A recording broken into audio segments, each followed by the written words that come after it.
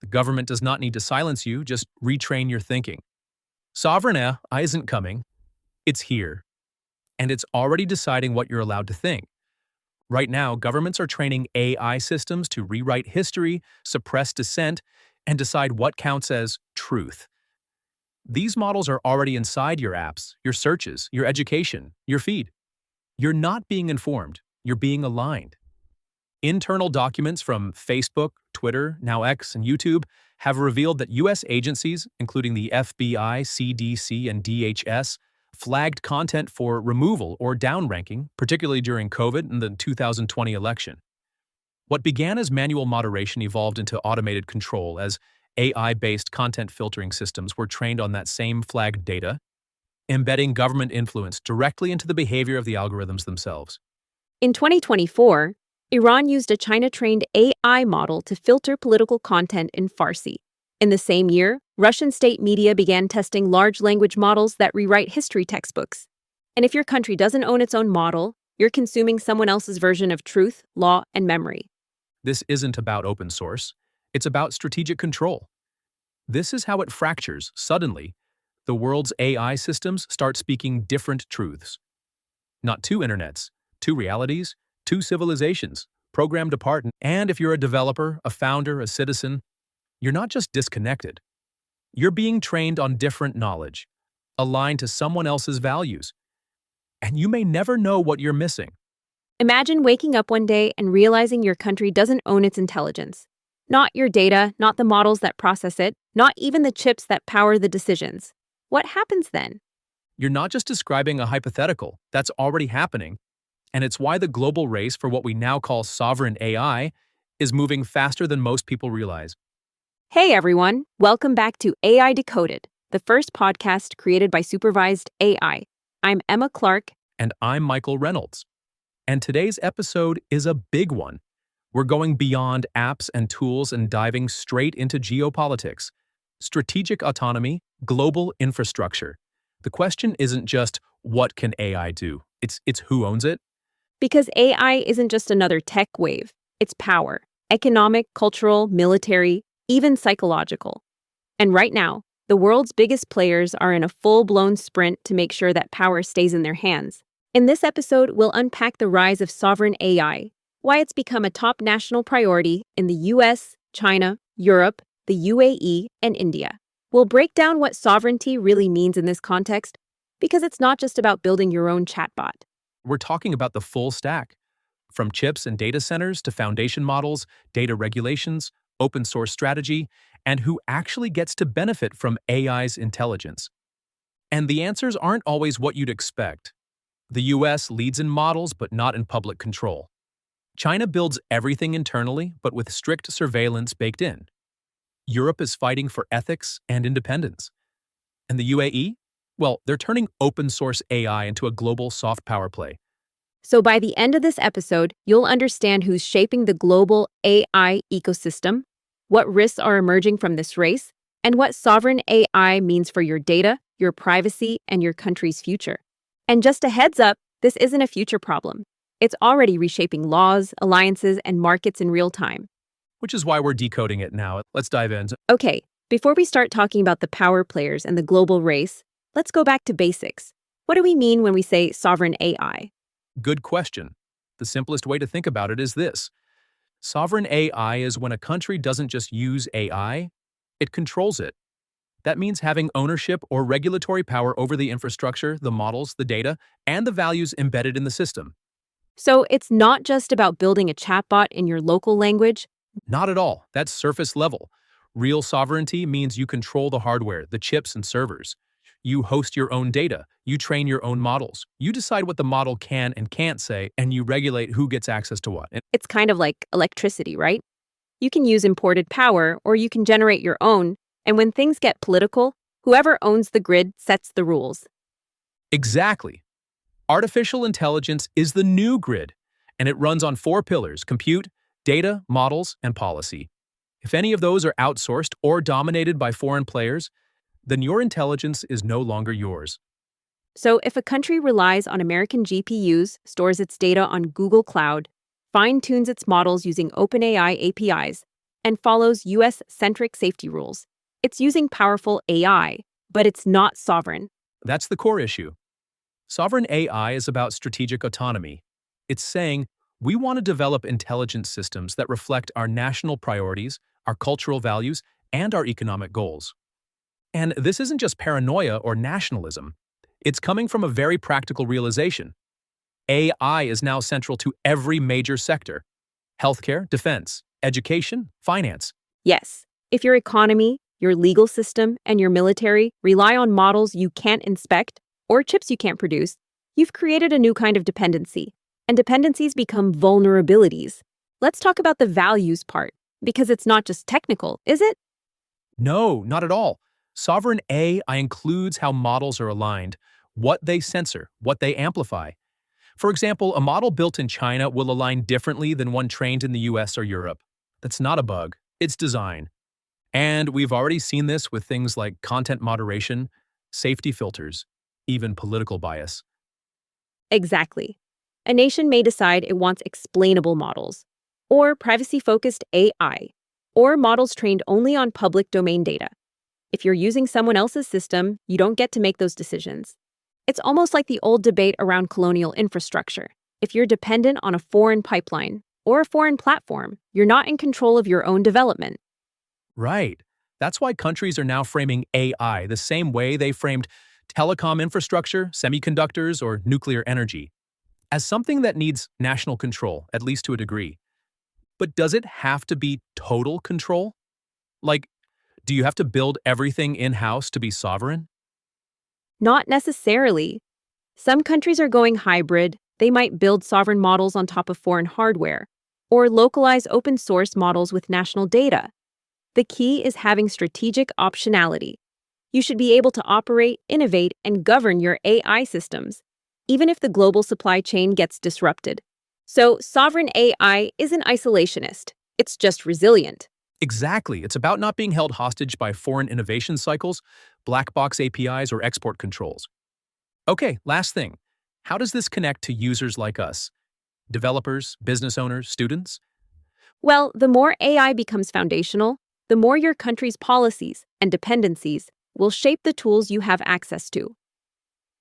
Sovereign AI affects pricing, availability, privacy rights, bias handling, transparency, and more. So when we say, who owns the future of intelligence, we're really asking, who owns the tools that shape our decisions, our opportunities, and even our beliefs? That's what's at stake. All right, now that we've unpacked what sovereign AI actually means, let's talk about why it's exploding right now. Why didn't this become a big deal in 2018? Or even 2021? Because 2023 changed everything.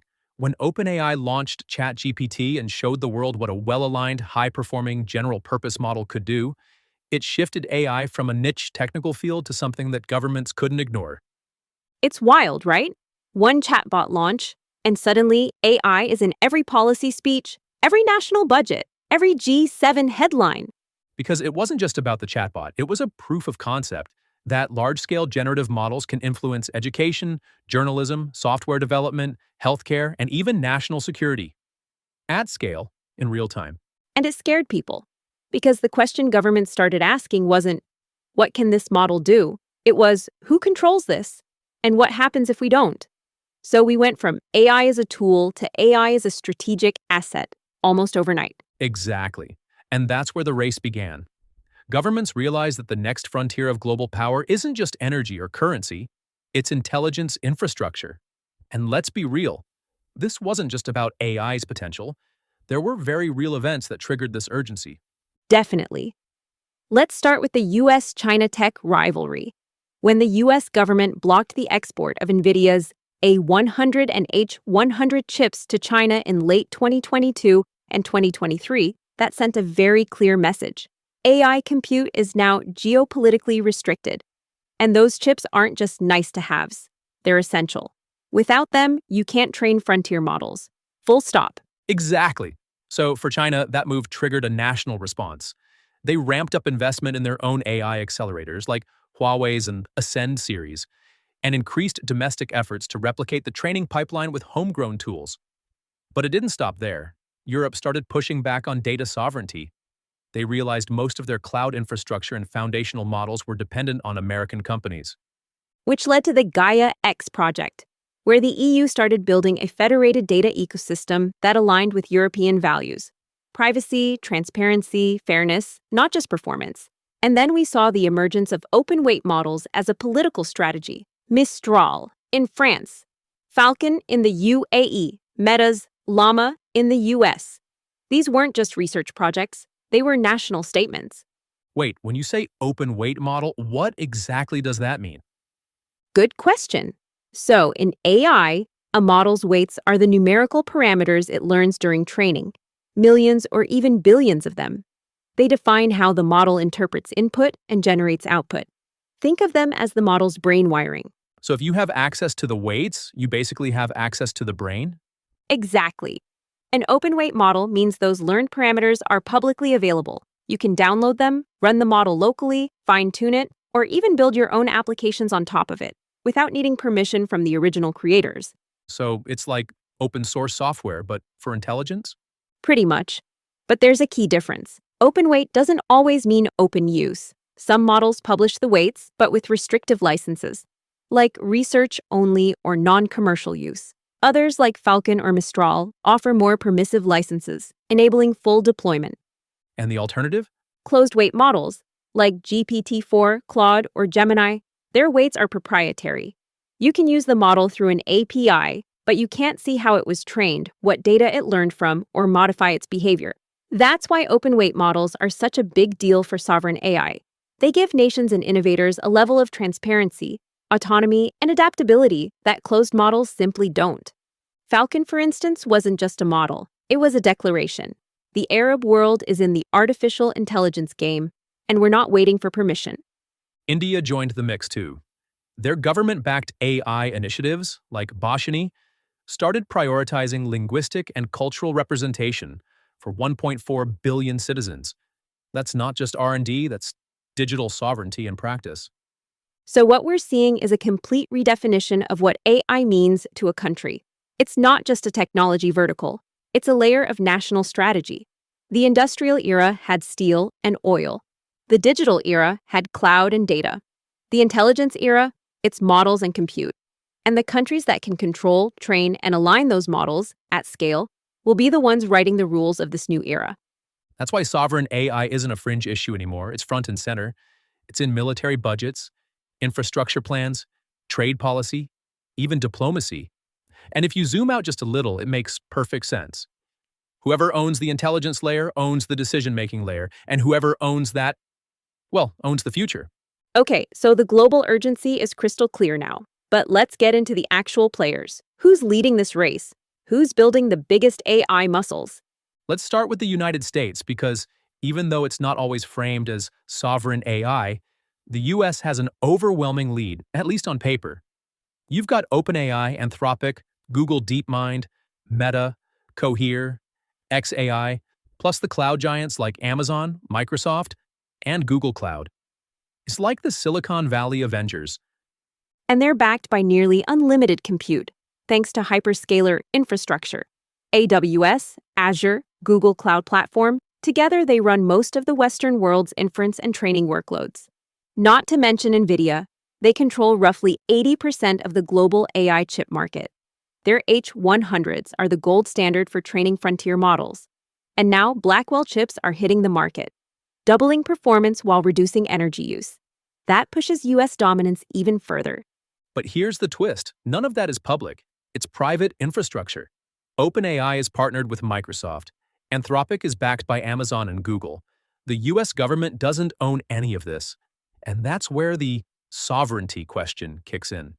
Because while the US leads globally in capability, it's still vulnerable to market dynamics. What happens if OpenAI decides to close everything or Meta shifts priorities? So the government is responding.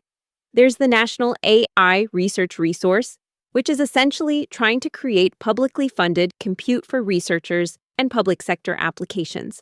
And let's not forget DARPA. They're funding next-generation interpretable AI, defense-grade models, and even compute independence via trusted foundry partnerships. The US is dominant, but it's also in the middle of a governance transition. from private first to hybrid public-private control. Now, let's talk about China. Their approach is almost the mirror opposite. State first, tightly regulated, and highly coordinated.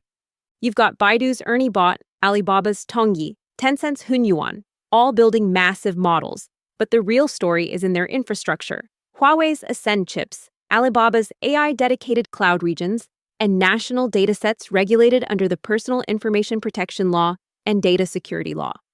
China is building a full-stack AI ecosystem, end-to-end. And the government isn't just a regulator, they're a funder. They inject billions into AI startups, national supercomputers, and local GPU manufacturing through state-owned capital. Also, their regulations are laser-focused.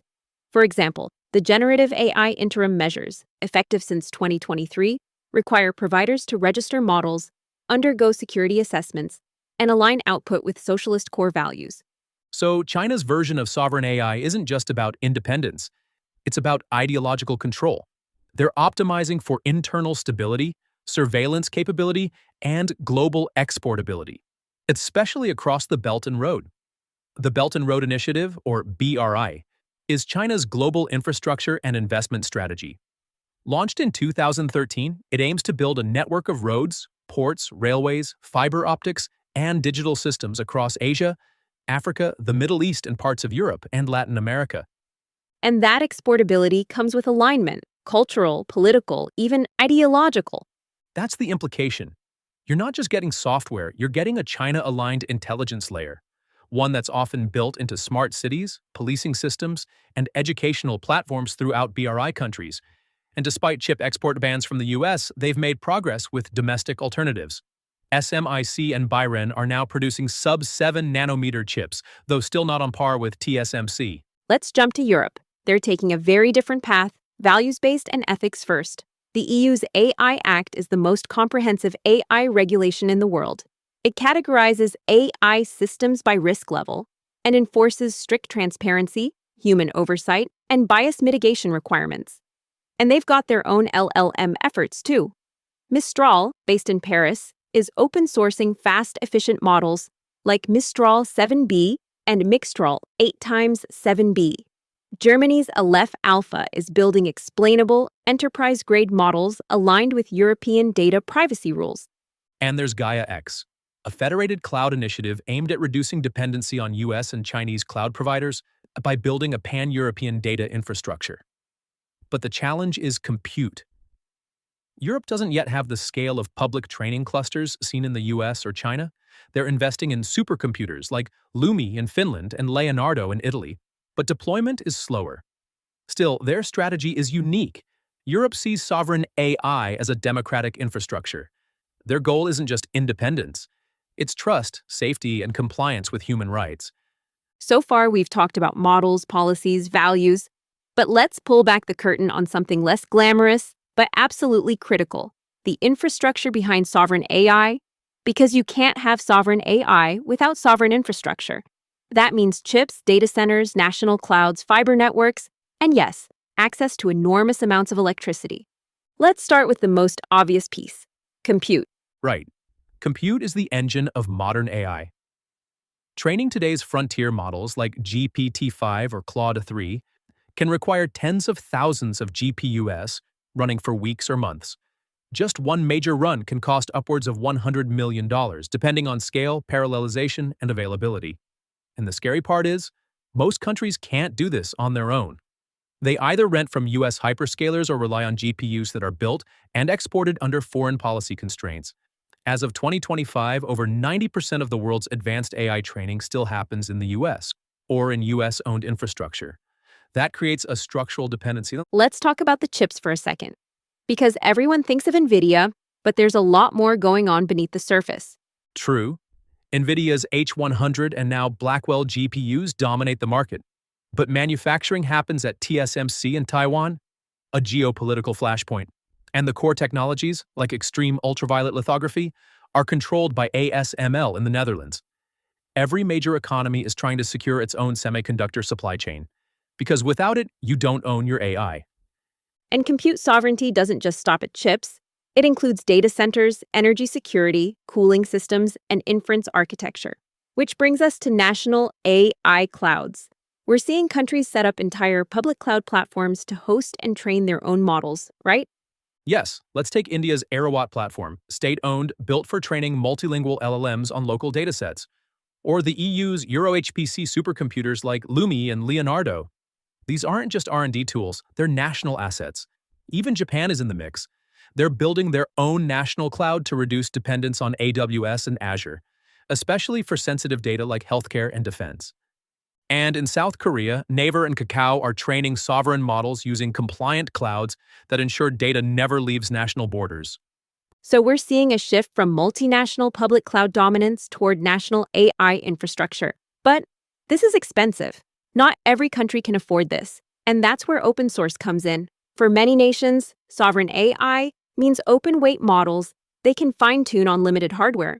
Models like Mistral, Falcon, Llama, even Mamba and Yai, these are being adopted not just by startups, but by governments looking to build their own stack. And they're being trained to be lightweight, efficient, and modular. Instead of training a 500 billion parameter model from scratch, a country can fine-tune a 7 billion model using only a few GPUs and still get domain-specific performance. Now here's the big one. What does sovereign AI mean for regular people, for citizens, consumers, users? It means your digital rights, your freedom of information, and your access to intelligence are all being redefined, often without your awareness. That's heavy. You're saying the model you use to learn, work, search, and create is already shaped by policy decisions you didn't vote on? That's right. If your government blocks access to a model, you might never even know what you're missing. If your local models are trained on biased, censored, or low-quality data, you inherit those flaws passively. And there's no transparency layer. You don't get a warning that says, this model omits 15% of global knowledge due to legal constraints in your region. Exactly. Sovereign AI creates information enclaves. Over time, those enclaves reinforce national narratives, economic agendas, and cultural bubbles. Okay, I want to land this with one last angle. If I'm a teacher, a doctor, a lawyer, a creative, someone not in tech, why should I care? Because every field is becoming AI-mediated. Whether it's curriculum design, diagnostics, contracts, or content, your tools are increasingly powered by models. And those models might prioritize speed over ethics, or local norms over global accuracy, or cost over nuance. And in some cases, they'll be perfectly aligned with your region, your language, your laws. That's the promise of sovereign AI. But only if it's done right. Exactly. Done wrong, sovereign AI isolates and manipulates. Done right, it empowers and protects. So the takeaway here is, don't sleep on this. Even if you're not coding models, you're living inside them. And you deserve to know who built them, why, and for whom. That makes me think, will we see something like OPEC for AI? A cartel of nations who control the flow of training capacity, model access, or open weights?